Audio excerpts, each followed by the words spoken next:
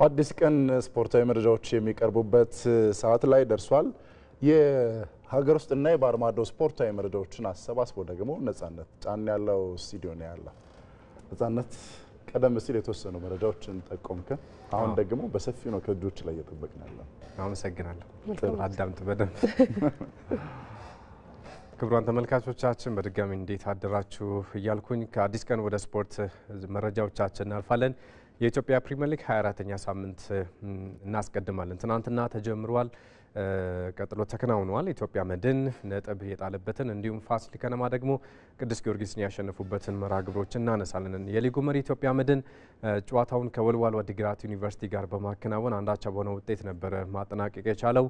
ከሶስት ተከታታይ ጨዋታዎች በኋላ ማሸነፍ ከቻለ በኋላ ነው ኢትዮጵያ መድን የአቻ ውጤትን ትናንትና ማስመዝገብ የቻለው። አስቀድሞም በጨዋታው ወልዋሎ ዓዲግራት ዩኒቨርሲቲ ገና በሰባተኛው ደቂቃ ቀዳሚ ሆኖ ነበረ። ነገር ግን ኢትዮጵያ መድን በራሱ የወልዋሎው ተጫዋች ባስቆጠራት ግብ የአቻ ውጤትን ማስመዝገብ ችሏል። በዚህም ፏድ አዚዝ ሰባተኛው ደቂቃ ላይ ክለቡን ቀዳሚ ያደረገ የወራጅ ቀጠናውን ክለብ። ከዛ ውጪ ቃሲም ረዛቅ 23ኛው ደቂቃ ላይ ደግሞ ሌላ ግብ አክሎ ጨዋታው አንዳቻ በሆነ ውጤት ፍጻሜን አግኝቷል። እንደዛም ሆኖ ኢትዮጵያ መድን ነጥቡን 45 በማድረስ የሊግ መሪነቱን አጠናክሯል። ከዛ ውጪ ወልዋሎ 10 ነጥቦችን ብቻ ይዞ በሊጉ ግርጌ ላይ የሚገኝ ክለብ ነው።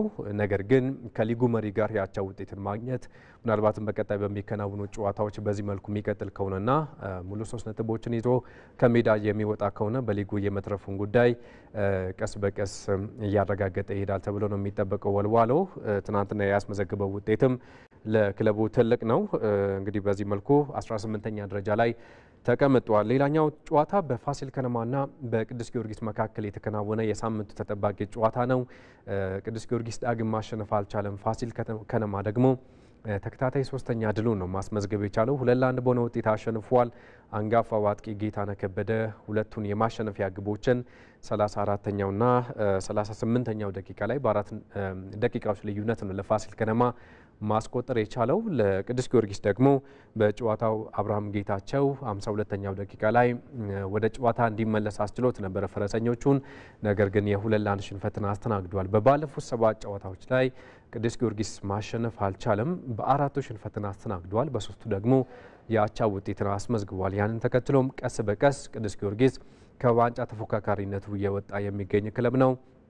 ያምና ቁመናውን ከዚህ ቀደም የነበረውን ቁመናውን ዘንድሮ ያገኘ አይደለም። በተለይ በባለፉት ሳምንታት ላይ በተከታታይ ውጤት መጣሉ ከዋንጫ ተፎካካሪነት እያራቀው ይገኛል። ፋሲል ከነማ በ33 ነጥብ ወደ 5ኛ ደረጃ ከፍ ያለበትን ውጤት ነው ማግኘት የቻለው። ቅዱስ ጊዮርጊስ በ31 ነጥብ 9ኛ ደረጃ ላይ ይገኛል። የነጥብ ልዩነቱ አሁንም ተቀራራቢ መሆኑን ማንሳት ይቻላል። በቀጣይ እንግዲህ ቅዱስ ጊዮርጊስ ከኢትዮጵያ ንግድ ባንክ የሚያከናውን ጨዋታ ይኖራል። ከዛ ውጪ ፋሲል ከነማም ከኢትዮጵያ ቡና መርሃ ግብራቸውን ያደርጋሉ። በሳምንቱ በ25ኛው ሳምንት ከቀናት በኋላ የሚያከናውኑት ጨዋታም ከባባድ መርሃ ግብሮች መሆናቸውን ማንሳት ይቻላል። እንግዲህ የሊጉ ጨዋታዎች ዛሬ ቀጥለው ይደረጋሉ። 3 መርሃ ግብሮች ይደረጋሉ። ወላይታ ዲቻ ከአዳማ ቀደም ብሎ ረፋድ 3 ሰዓት ተኩል ላይ ከደቂቃዎች በኋላ የሚጀምር ጨዋታ ነው። ወላይታ ዲቻ በባለፉት ሳምንታት እጅግ ድንቅ ጉዞ ላይ የሚገኝ ክለብ ነው። ባለፉት 4 ጨዋታዎች ላይ አሸንፏል። ስለዚህ በተከታታይ 5 ጨዋታዎችን ለማሸነፍ ወደ ሜዳ ይገባል። አዳማ ከተማ ደግሞ በ22ኛው ሳምንት ድል ካደረገ በኋላ ወደ ሐዋሳም አቅንቶ የመጀመሪያ ጨዋታውን በሽንፈት አጠናቋል። በድሬዳዋ ከተማ 3-1 መሸነፉ ይታወቃል።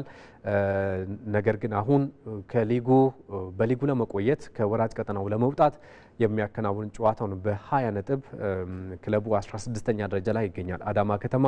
ከዛ ውጭ ወላይታ ዲቻ ደግሞ በሊጉ እስካሁን ጥሩ ጉዞ ላይ የሚገኝ ክለብ ነው። 33 ነጥቦችን ይዟል። 36 ነጥቦችን ይዟል። 3ኛ ደረጃ ላይ ተቀምጧል ወላይታ ዲቻ። ስለዚህ ዛሬ ረፋድ 3 ሰዓት ተኩል የሚያከናውኑ ጨዋታ ይጠበቃል። ክለቡ በባለፉት 7 ጨዋታዎችም ሽንፈትን አላስተናገደም። 5ቱን አሸንፏል።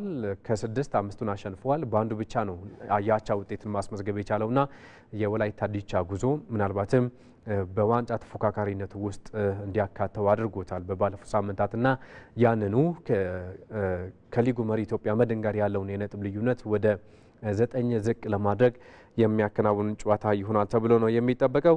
ከዛ ውጪ ሀዲያ ሆሳዕና ከድሬዳዋ ከተማ ቀን 9 ሰዓት ላይ የሚከናወን ሌላኛው የሳምንቱ ጨዋታ ነው። ሀዲያ ሆሳዕና በባለፉት ሳምንታት ውጤት እየራቀው ይገኛል።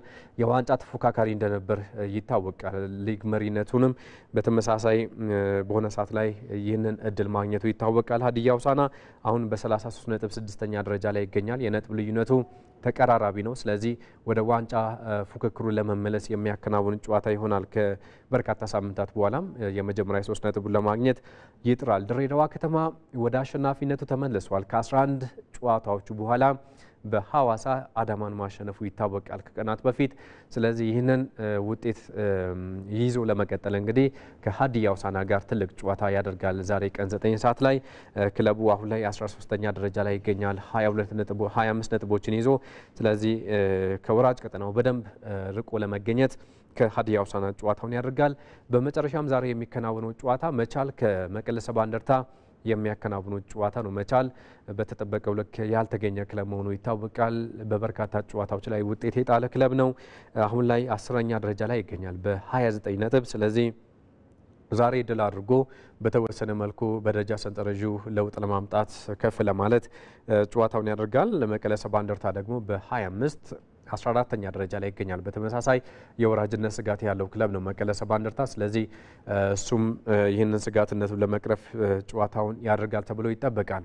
ወደ ኢትዮጵያ ከፍተኛ ሊግ ደግሞ እናመራለን። የምድብ ለ ጨዋታዎች ትናንትና ተጠባቂዎችን አስተናግዶ ነበር። በተለይ ነገሌ አርሲ፣ ንብ፣ ሀላባ ጨዋታቸውን ያከናውኑበት ነበር። ሀላባ ሽንፈት አስተናግዷል። ነገሌ አርሲ ደግሞ ያቻ ውጤትን ከንብ ጋር አግኝቷል። ያቻ ውጤትን አግኝቷል። ሀላባ ከሱሉልታ ክፍለ ከተማ ጋር ጨዋታውን በማድረግ መርሃ ግብሩን 3-2 በሆነ ውጤት ተሸንፏል። አስቀድሞ ሱሉልታ 2-0 ሲመራ ቆይቷል። ከዛ በኋላ ሀላባ 80ዎቹ ደቂቃ አካባቢ በ86ኛው ደቂቃ ላይ 2 አቻ በሆነ ውጤት ዘልቆ ነገር ግን 94ኛው ደቂቃ ላይ ደግሞ ግብ አስተናግዶ 3-2 በሆነ ውጤት ሽንፈት አስተናግዷል። ቀድሞ ጨዋታው እንደማከናወኑ ከነገሌ አርሲ ጋር ያለውን የነጥብ ልዩነት እኩል ይሆናል ተብሎ ነበር ሲጠበቅ የነበረው። ነገር ግን ያንን ማድረግ አልቻለም። ነገሌ አርሲም ሌላኛው ወደ ኢትዮጵያ ፕሪሚየር ሊግ የማደግ ተስፋ ካለው ንብ ጋር ጨዋታውን አድርጎ አንዳቻ በሆነ ውጤት አጠናቋል። በጨዋታው ኪዳን ያሰፋ እንዲሁም ኢብሳ በፍቃዱ ለነገሌ አርሲና ለንብ ግቦችን ያስቆጠሩ ተጫዋቾች ናቸው። በዚህም እንግዲህ ነገሌ አርሲ በ4 ነጥብ ልዩነት ምድቡን እየመራ ቀጥሏል። ነጥቡን ነገሌ አርሲ 40 ደርሷል። ሀላባ ከተማ ደግሞ በ36 ነጥብ ትናንትና ሽንፈት በማስተናገዱ ምክንያት ነጥብ ልዩነቱ ወደ 4 ከፍ ብሎ ሁለተኛ ደረጃ ላይ ይገኛል። በቀጣይ ሸገር ከተማን ተከትሎ ማን ወደ ኢትዮጵያ ፕሪሚየር ሊግ ያድጋል የሚለው ነገር በምድብ ላይ እጅግ ጠንካራ ተፎካካሪ ሆነው የቀረቡ እነኚህ ክለቦች በቀጣይ የሚያከናውኑት ጨዋታዎች ይጠበቃል። ጥቂት ጨዋታዎችም ይቀራሉ። ምናልባት ነገሌ አርሲ ልዩነቱን ወደ 4 ከፍ አድርጓል። ሀላባም ሽንፈት ማስተናገዱ በቀጣይ ጨዋታዎች ላይ በስነ ልቦና ረገድ ጫና ሊፈጥርበት ይችላል ተብሎ ነው የሚጠበቀው። ነገር ግን አሁንም ነገሌ አርሲ፣ ሀላባና ንብ ተስፋ እንዳላቸው ማንሳት ይቻላል። ዱራሜ በነቀምት ከተማ 4-1 በሆነ ውጤት ሽንፈትን አስተናግዷል። እንጂባራ ደግሞ ሶሎዳ አድዋን እንዲሁ 2-1 ያሸነፈበትም ውጤት ማንሳት እንችላለን። በከፍተኛ ሊጉ ምድብ ለ የ19ኛ ሳምንት ጨዋታዎች ማለት ነው። ወደ ውጭ እናቀናለን። በእንግሊዝ ፕሪሚየር ሊግ ትናንትና አንድ የሳምንቱ የመጨረሻ ጨዋታ በኒውካስልና በሌስተር ሲቲ መካከል በኪንግ ፓወር ተደርጎ ኒውካስል ከሜዳ ውጭ ተጉዞ 3-0 በሆነ ውጤት አሸንፏል። በጨዋታው ገና እንደተጀመረ ሁለተኛው ደቂቃ ላይ ነበር መርፊ ግብ አስቆጥሮ ኒውካስል ቀዳሚ መሆን የቻለው። በደቂቃዎች ልዩነት ዳግም 11ኛው ላይ ማርፊ ሁለተኛ ግብን አስቆጠረ። ጨዋታው ቀጥሎ ደግሞ በመጀመሪያው አጋማሽ 34ኛው ላይ ሃርቪ ባርነስ ተጨማሪ ኳስን ከመረብ አኑሮ ኒውካስል 3-0 አሸንፎ ተመልሷል። የሩድ ቫን ኒስተልሮይ ቡድን ሌስተር ሲቲ እንደሚታወቀው ወራጅ ቀጠና ውስጥ ይገኛል። 19ኛ ደረጃ ላይ ነው የሚገኘው። ከሳውዝሃምፕተን ቀጥሎ በቀጣይ ከእንግሊዝ ፕሪሚየር ሊግ የሚሰናበት ክለብ ይሆናል ተብሎ ነው የሚጠበቀው። በሜዳውና በደጋፊዎቹ ፊት ለ3 ነጥብ ተፋልሞ ነበር። ነገር ግን ኒውካስል ቀድሞ ነው ግብ በማስቆጠሩ ከፍተኛ ብልጫ የወሰደበት አጋጣሚ ነበር። ኒውካስል በቀጣይ የውድድር ዓመት የኤዲ ሃው ቡድን የአውሮፓ ሻምፒዮንስ ሊግ ተሳትፎ ለማግኘት እየተቃረበ ይገኛል። ወደ 4ኛ ደረጃ ከፍ ብሏል።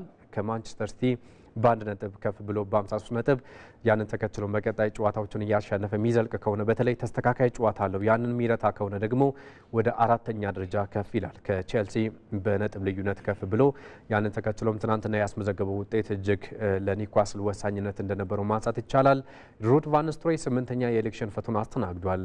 በእንግሊዝ ፕሪሚየር ሊግ ክለቡን ከተረከበ በኋላ ምንም ለውጥ ማምጣት አልቻለም በሌስተር ሲቲ ቤት። ስለዚህ አሰልጣኙም ሌስተር ሲቲም ከእንግሊዝ ፕሪሚየር ሊግ የመሰናበታቸው ነገር እውን እየሆነ እንደሚገኝ ማንሳት ይቻላል።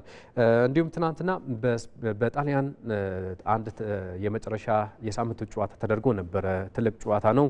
በቦሎኛና በናፖሊ መካከል ተደርጎ በስታዲዮ ዴላራ ቦሎኛ አንዳቻ በሆነ ውጤት ጨዋታውን አጠናቋል። አስቀድሞ አንጉዚያ ለናፖሊ ግብ አስቆጥሮ 1-2 ሲመራ ቆይቶ ነበር። ናፖሊ በተለይ ከኢንተር ሚላን ጋር ያለውን የነጥብ ልዩነት ወደ 1 ለማጥበብ ነበር ጨዋታውን ያደረገው።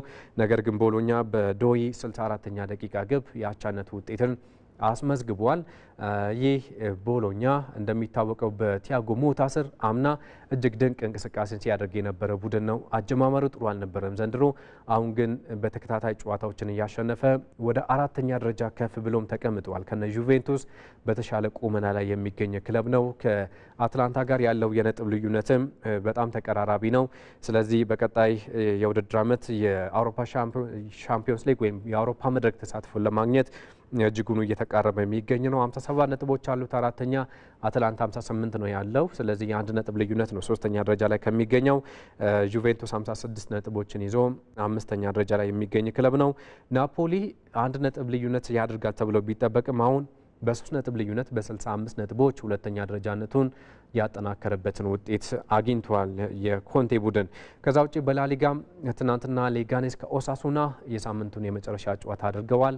አንዳቻ ፍጻሜውን አግኝተዋል። ኦሳሱና ቀድሞ ከሜዳ ውጪ 1-2 ሲመራ ቆይቶ ነበር በሄርናንዶ ግብ። ነገር ግን ራባ 87ኛው ደቂቃ ላይ በፍጹም ቅጣት ምት የሌጋኔዝን ግብ አስገኝቷል። ሌጋኔዝ አሁንም ወራጅ ቀጠና ውስጥ ይገኛል። 1 ነጥብ ጨምሮ 17ኛ ነው። ኦሳሱና ደግሞ 13ኛ ደረጃ ላይ የሚገኝ የስፔን ላሊጋ ክለብ ነው። ባርሴሎና 67፣ ሪያል ማድሪድ 63 እንዲሁም አትሌቲኮ ማድሪድ በ60 ነጥብ ሊጉን እየመሩት እንደሚገኝ ይታወቃል። ወደ ትልቁ ጉዳያችን ደግሞ እናልፋለን። የአውሮፓ ሻምፒዮንስ ሊግ ዛሬ የሩብ ፍጻሜ የመጀመሪያ ዙር ጨዋታዎቹን ያከናውናል። በተለይ በኤምሬትስ ስታዲየም አርሰናል ከሪያል ማድሪድ የሚያደርጉት ጨዋታ እጅጉን የሚጠበቅ ትልቁ ጨዋታ ነው። ምሽት 4 ሰዓት ላይ አርሰናል ከሁሉም በላይ በዚህ በአውሮፓ መድረክ ትልቅ እድል ገጥሞታል። እስከ ሩብ ፍጻሜ ዘልቆታል። በዚህ የውድድር ዓመት ጠንካራ ቡድን መሆኑ ይታወቃል። በሊግ ደረጃ ምንም እንኳን ሊቨርፑል በሰፊ የነጥብ ልዩነት ሊጉን ቢመራና የዋንጫ አሸናፊ ለመሆን ቢቃረብም አርሰናል ያለውን የመጨረሻ እድሉን በዚህ በአውሮፓ መድረክ ይጠቀማል ተብሎ ነው የሚጠበቀው።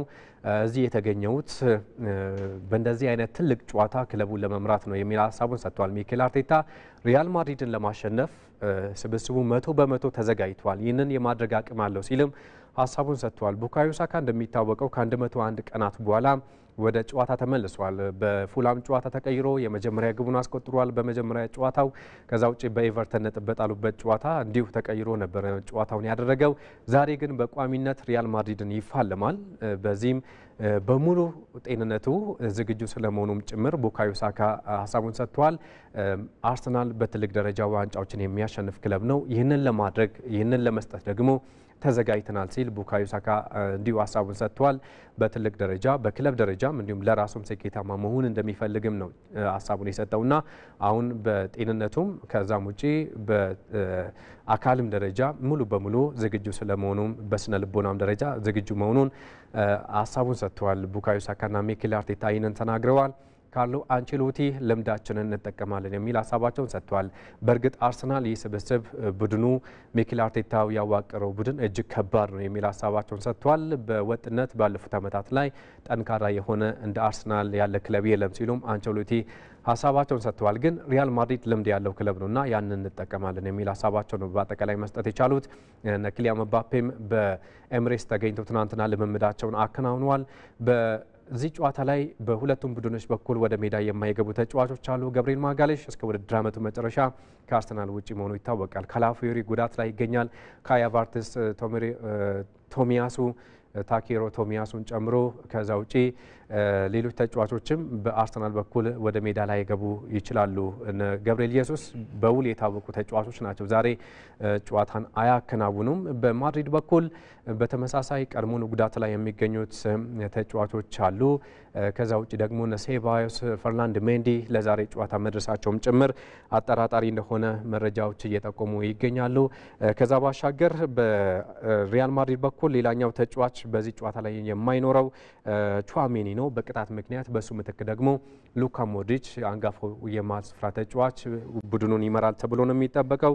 ዳኒ ካርቫል፣ ኤደር ሚሊታው በጉዳት ምክንያት ክለቡን አያገለግሉም። በዚህ ጨዋታ ላይ የመጀመሪያ ዙሩን ዛሬ ምሽት 4 ሰዓት ያስተናግድና በበርናቦ ደግሞ ተጠባቂ ጨዋታ ይደረጋል። ይህንንም ማሰብ አለብን፣ 90 ደቂቃ ይቀራል የሚል ሀሳባቸውን ሰጥቷል ካርሎ አንቸሎቲና አርሰናል ለመጀመሪያ ጊዜ 2006 ላይ በቴሪ ዳንኤል ሄንሪ ግብ 1-0 ማሸነፉ ይታወቃል። በጥሎ ማለፍ ሪያል ማድሪድን በሜዳው ያሸነፈ ቀዳሚው የእንግሊዝ ፕሪሚየር ሊግ ክለብ ነው የእንግሊዝ ክለብ ነው አርሰናል። ምናልባት ወደ ሳንቲያጎ በርናቦም ሲያቀና ይህንን እያሰበ ያመራል ተብሎ ነው የሚታሰበው። እንግዲህ ዛሬ ምሽት እጅጉኑ ተጠባቂ ጨዋታ በሁለቱ ክለቦች መካከል ይደረጋል።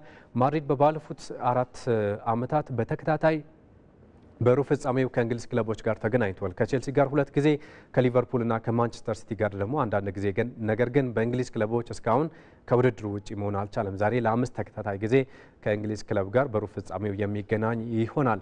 ሌላኛው ተጠባቂ ጨዋታ በኢንተር ሚላንና በባየር ሙኒክ መካከል በተመሳሳይ ሰዓት የሚደረግ ነው። በአሊያንዝ ስታዲየም ይደረጋል። በርካታ ጉዳቶች አላቸው እነኚህ ሁለቱም ክለቦች።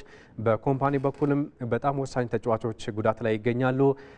በኢንዛጊ በኩል ሲሞን ኢንዛጊ በኩልም በተመሳሳይ በርካታ ተጫዋቾች ጉዳት ላይ ቢገኙም በተወሰነ መልኩ ግን ወሳኝ የሚባሉት ላውታሮ ማርቲኔዝ የመሳሰሉ ተጫዋቾች ወደ ልምምድ ተመልሷል። ስለዚህ በሁለቱ ክለቦች መካከልም የሚደረግ ትልቅ ፍልሚያ ነው። ኢንተር ሚላን ይህንን ስኬቱን ለማስቀጠል እንግዲህ በአውሮፓ መድረክ ዛሬ ከሜዳ ውጭ ተጉዞ ጨዋታውን ያደርጋል። እዚህ የተገኘ ነው ለማሸነፍ ነው የሚል ሀሳባቸውን ሰጥቷል። ወደ 20 ጨዋታዎችን በሜዳው አልተሸነፈም ባየር ሙኒክ በአውሮፓ ሻምፒዮንስ ሊግ። ስለዚህ ከባድ ጨዋታ እንደሚሆንም ይጠበቃል። በጨዋታው ጀማል ሙሲያላ እንደሚታወቀው ከውድድር ዓመቱ ውጪ መሆኑ ይታወቃል። ስለዚህ ዛሬ አይኖርም። ከዛ ውጪ አልፎንሶ ዴቪስ፣ ዳዮት ኡፓሚካኖ፣ ሂሮኪ ኢቶና አሌክሳንደር ፓቭሎቪች በዚህ ጨዋታ ላይ የማይሰለፉ የባየር ሙኒክ ተጫዋቾች ናቸው። ማኑኤል ኑዌር እንዲሁም ኪንግስሌይ ኮማን ወደ ልምምድ ተመልሷል። ነገር ግን የመሰለፋቸው ጉዳይ በውል አልታወቀም። ከዛ ውጪ ሊዮን ጎሬስካ፣ ራፋኤል ጎሬሮ እነኚህም ተጫዋቾች የሉም በባየር ሙኒክ በኩልና በጣም ስብስቡ እጅግ አሁን ላይ ማጥሩን እንመለከታለን የቪንሴንት ኮምፓኒ ቡድን። ከዛ ውጪ በኢንተር ሚላን በኩል እና አስላኒን ጨምሮ ሌሎች ተጫዋቾች በዚህ ጨዋታ ላይ ዳምፍሪስ፣ ዜሌንስኪ የመሳሰሉ ተጫዋቾች ሙሉ በሙሉ ከጨዋታው ውጪ መሆናቸው ተገልጿል። ከዛ ባሻገር ባስቶኒ፣ ፌዴሪኮ ዲማርኮ፣ ሃካን ካላኖግሉም የመሳሰሉ ተጫዋቾችም አጠራጣሪ ነው የመሰለፋቸው። በተለይ የዲማርኮ ቻላኖግሉ አለመሰለፍ ምናልባት ለኢንተር ሚላን ዋጋ ሊያስከፍል ይችላል። በእርግጥ ሙሉ በሙሉ እነኚህ ተጫዋቾች ከጨዋታው ውጪ ናቸው አልተባሉም። በቀጣይ ሰዓታት እንግዲህ አሰልጣኙ ሲሞኔ ኢንዛጊ ይወስናል ተብሎ ነው የሚጠበቀው። ከሁሉም በላይ ግን እዚህ የተገኘ ነው ጨዋታውን አሸንፈን ለመመለስ ነው የሚል ሀሳቡን ሰጥቷል። ላውታሮ ማርቲኔዝም ከመጠነኛ ጉዳት ወደ ሜዳ ተመልሷል። ዛሬ መርሃ ግብሩን ያደርጋል ተብሎ ነው የሚጠበቀው። ስለዚህ የአውሮፓ ሻምፒዮንስ ሊግ የሩብ ፍጻሜ የመጀመሪያ ዙር ጨዋታዎች በእነኚህ 2 መርሃ ግብሮች ይጀምሩና በነገው ዕለትም ቀጥለው የሚከናወኑ ይሆናል። በመጨረሻ አጫጭር ጉዳዮችን እናነሳለን። ሳውዛምፕተን ከእንግሊዝ ፕሪሚየር ሊግ መሰናበቱ ይታወቃል። አሁን ደግሞ አሰልጣኙን አሰናብቷል።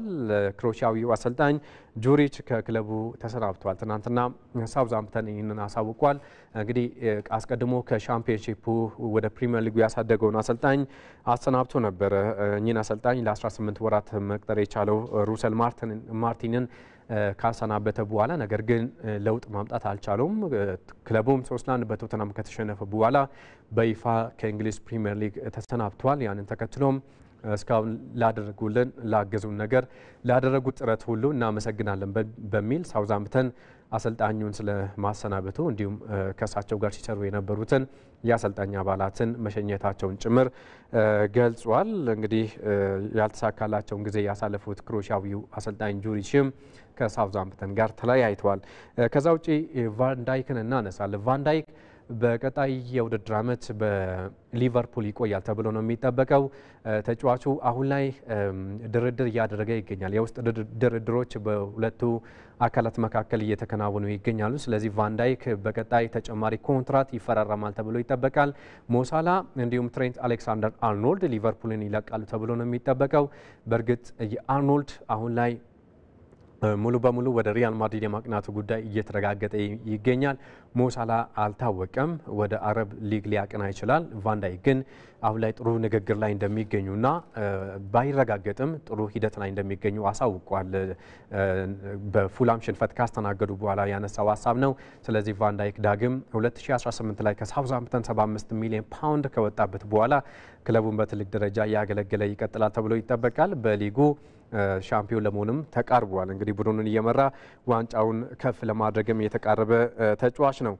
ሌላኛው ጉዳያችን የጃክ ግሪሊሽ ጉዳይ ነው። ጃክ ግሪሊሽ እንግዲህ ከማንቸስተር ደርቢ ጋር ተያይዞ በመጨረሻ ሰዓት ላይ ሜዳው ለቆ ሲወጣ ከአንድ የማንቸስተር ዩናይትድ ወጣት ደጋፊ አንድ ጉዳይ እንዳጋጠመው ነው። ደጋፊው ተጫዋቹን በጥፊ ስለመማታቱ ነው የተገለጸው። ስለዚህ ፖሊስ ደጋፊውን ይዞ ምርመራ እያደረገ ይገኛል። ከፍተኛ ቅጣትም ይተላለፈበታል ተብሎ ነው የሚጠበቀው።